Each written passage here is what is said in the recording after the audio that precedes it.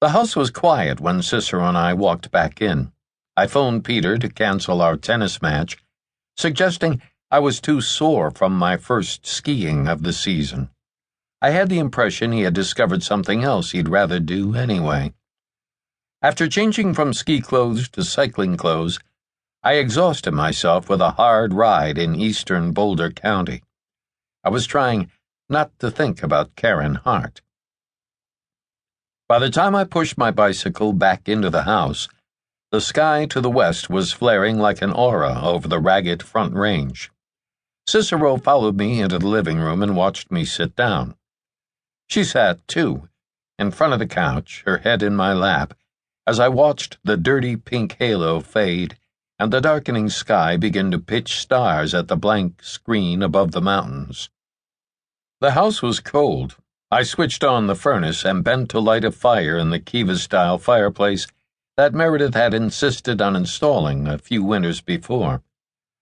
Images of my wife and our life together regularly crisscrossed my mind like threads in a web. Our separation wasn't yet 3 months old. Our little house was a multi-generational hybrid of fake adobe and authentic cinder block on a western-facing slope in the morning shadows of the scenic overlook on Highway 36 coming into the Boulder Valley. Deep-set windows and a carved door with a rounded top provided all the charm. The exposed foundation of the downhill level was unpainted gray masonry with aluminum window frames. An addition to the north had all the aesthetic appeal of a barracks at Camp Pendleton. The house had been mine rent-free through graduate school in exchange for taking care of the proprietor's 3 acres of native grasses. My landlady then, Lois, lived on the eastern edge of the property, higher up the hill in a commanding home she and her husband had built to view the 100-mile expanse of the Rocky Mountains that dominated the panorama from the eastern edge of Boulder. Her husband had died years before I met her, in 1973. She had placed an ad looking for help with her ranch and explained, as I sat with a cup of tea in her living room, that the cast on her arm was preventing her from doing a few things.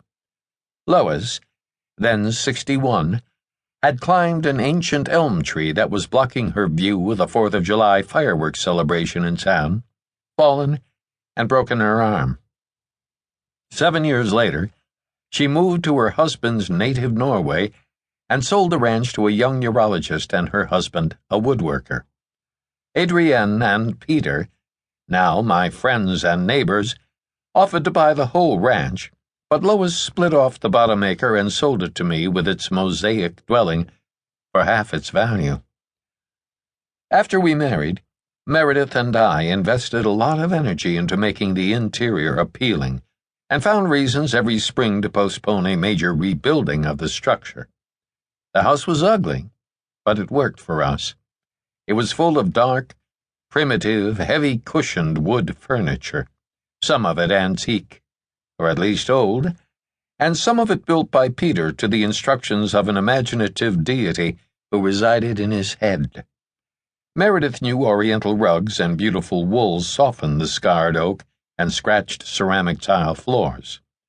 Everything flowed to the west in the house, and a series of large windows permitted the continental divide to act as the true perimeter of our home. That night, as I sat on my favorite chair, numbed by the news of Karen Hart's death, I couldn't discern the profile of the divide in the black western sky. Cicero's hulking frame was a dusky shadow as she paced back and forth in her "it's late for dinner" dance. I measured out a cup of chunks from the big green bag in the pantry and checked her water. I poured myself a glass of wine. Cicero inhaled her food in seconds and amused herself watching me pace. I dumped a piece of hickory in the developing fire and turned down the thermostat. I needed to call someone. Meredith popped to mind, but my memory of our last conversation